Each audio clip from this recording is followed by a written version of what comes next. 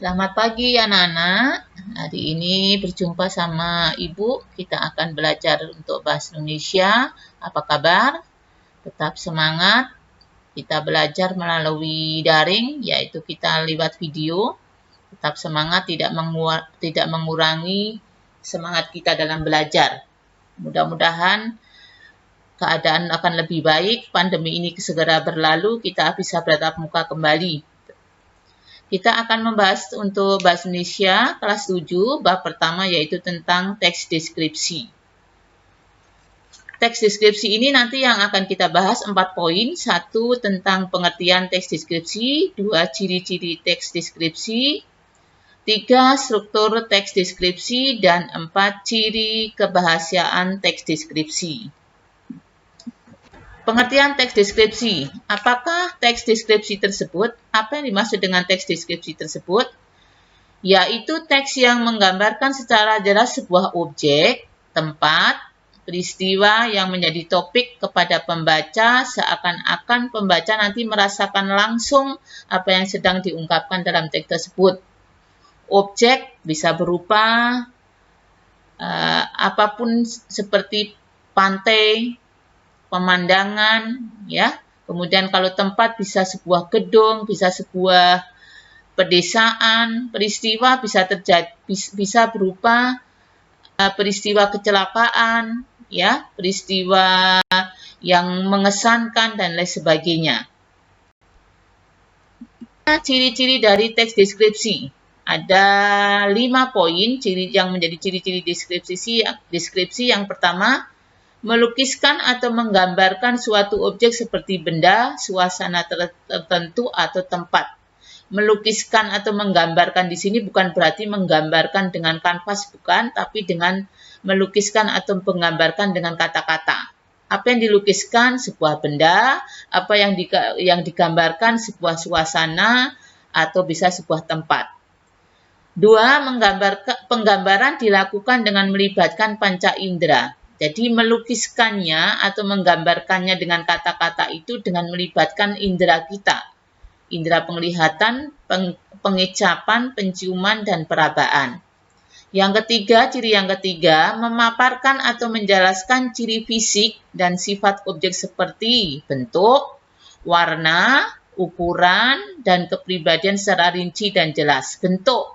Bentuknya bagus, misalnya bentuknya bulat, bentuknya runcing, warna bisa warna merah, ukurannya bisa besar, kecil, sedang, kepribadian bisa berupa kepribadian baik, kemudian kepribadian yang menyenangkan, dan lain sebagainya. Ciri yang keempat, banyak ditemukan kata yang mananya kata sifat dan keadaan. Kalau kata sifat misalnya lembut, ya, kasar, keadaan misalnya baik, bagus, dan lain sebagainya. Ciri kelima, para pembaca dapat merasakan sendiri atau mengalaminya sendiri. Dengan pandainya kita memainkan kata-kata, penggambaran dan pelukisannya, kita nanti seakan-akan pembaca mengalami atau merasakan apa yang kita gambarkan. Berikutnya nomor 3, struktur teks deskripsi. Struktur sama dengan bagian-bagian. Dalam tulisan teks deskripsi ini ada berapa bagian sih? Bagian pertama atau alinea pertama disebut dengan identifikasi atau disebut dengan deskripsi umum. Alinea pertama atau bagian pertama ini berisi pengenalan objek, tempat, orang yang akan dideskripsikan. Biasanya berisi ciri umum seperti nama objek, lokasi, ukuran keseluruhan, dan lain sebagainya. Jadi penggambaran secara umum dulu. Misalnya objeknya apa, tempatnya di mana, dan lain sebagainya. Baru alinea kedua atau bagian kedua, deskripsi bagian. Dari deskripsi umum itu kita bisa rinci menjadi bagian-bagian dengan penggambaran secara objek secara rinci. Memuat gambaran rinci dari objek yang digambarkan. Penggambaran ciri-ciri tersebut memecah bagian-bagian objek secara rinci, detailnya. Yang ketiga, bagian atau alinea ketiga penutup, yaitu berisi kesan umum penulis terhadap objek yang dialami. Kesan umumnya apa kita? Misalnya sangat berkesan, ya, sangat menakjubkan, sangat menginspirasi dan lain sebagainya. Selanjutnya, di penggambaran umum tadi diuraikan lagi menjadi bagian, deskripsi atau identifikasi bagian. Ibu Wulandari digambarkan adalah wanita yang sangat baik. Dia ramah dan tutur katanya lembut kepada siapa saja. Dia sangat suka membantu orang lain, terutama yang sedang kesusahan. Profesinya sebagai guru semakin mengokohkan prinsipnya untuk selalu mengajarkan kebaikan kepada sesama. Jadi, deskripsi umum dijelaskan kembali menjadi deskripsi bagian. Berikutnya penutup. Setelah ada 2 bagian lagi langsung ditutup. Meskipun sudah berumur, ibuku masih menuntut ilmu. Ibuku melanjutkan ke jenjang S2, padahal harusnya dia sudah tidak disibukkan oleh tugas kuliah. Tetapi sepertinya ibuku sangat menikmati sekolahnya. Sambil bernyanyi kecil dia mengerjakan tugas kuliahnya, belajar terus sepanjang hayat, itulah semboyannya. Yang keempat, ciri kebahasaan teks deskripsi. Jadi dalam teks deskripsi itu kebahasaan atau bahasa yang dipakai yang bagaimana?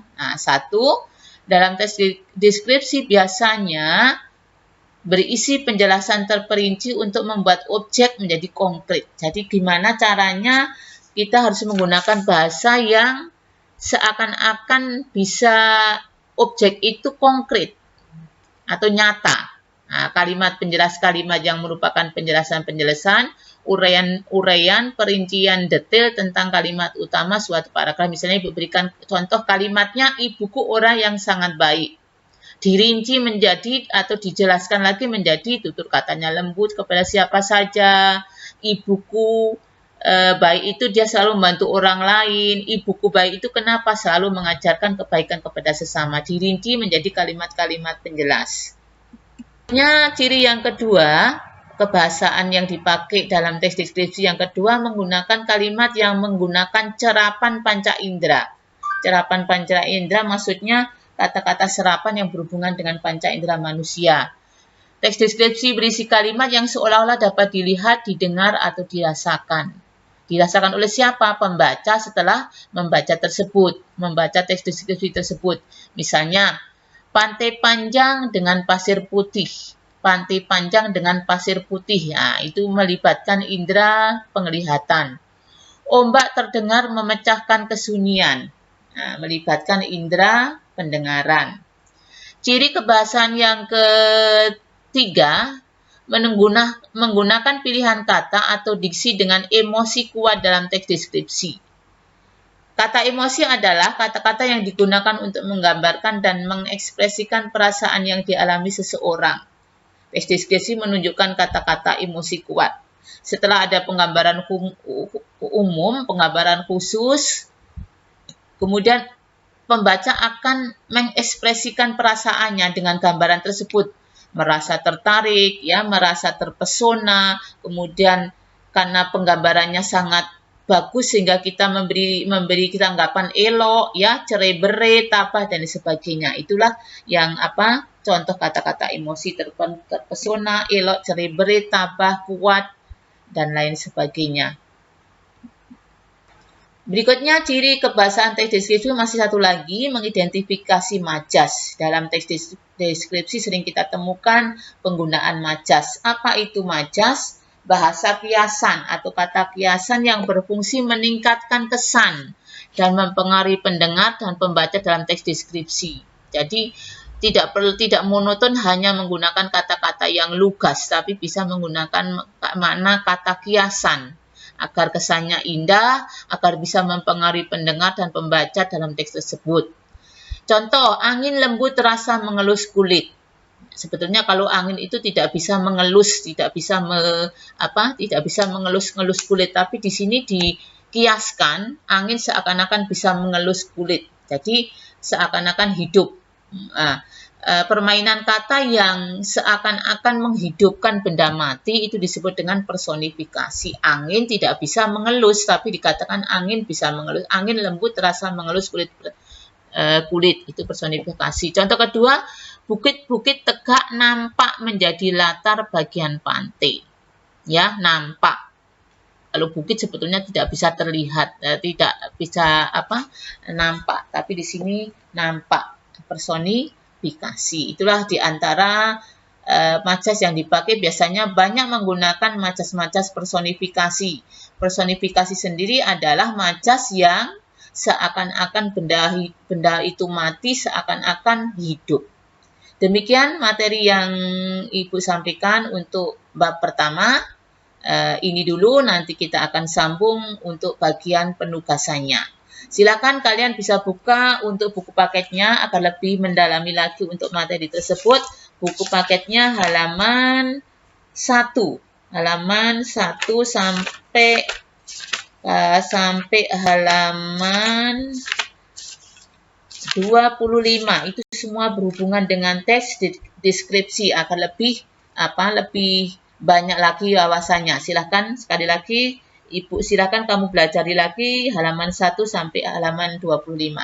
Selamat siang, tetap semangat, tetap belajar, sampai ketemu kembali. Terima kasih.